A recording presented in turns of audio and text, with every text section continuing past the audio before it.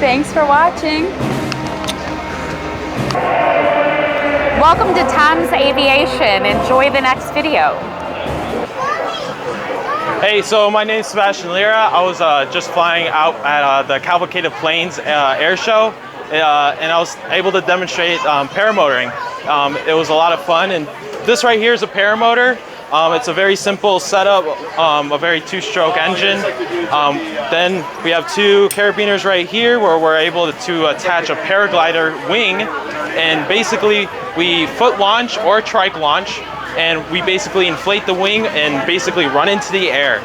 It's a lot of fun, it's an enjoyable sport, and I'm very grateful to share the experience with everyone. And for the wing example, you're talking about like that up there. Yeah. Okay, good. So people understand it's not a... Right, and then we got some photos, or I can always send you some photos if you want. And then talk about the engine. Right, yeah, I can flip it around. So this right here is Adam 80. It's one of the smaller engines that you can fly. It's a two-stroke 80cc motor, and very simple, very easy to maintain. It runs off of just unleaded premium gas and a two-stroke mixture. And then that's your tank right there. How much does it hold? It can hold at most 11 liters. Okay. Yep. Cool. Duration of flight? Anywhere from 2 to 3 hours on a full tank. Okay. Yeah. Cool.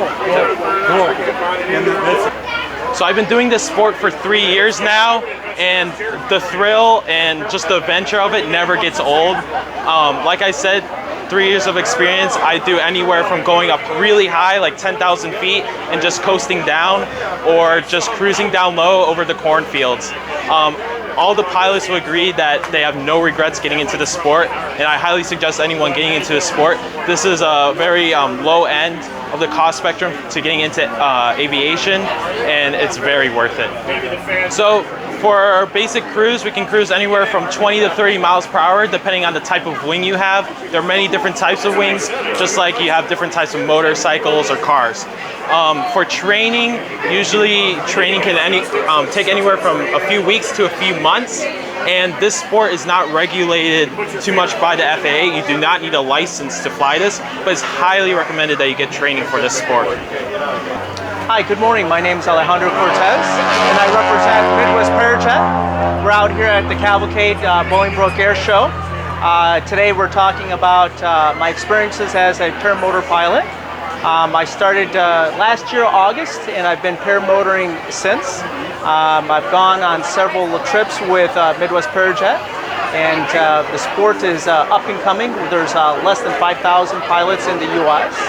We're represented by USPA, which is U.S. Power Paragliding Association, and for most part of it, it's been a wonderful experience, not only from being part of something that is so special, but also be a part of Cavalcade as well.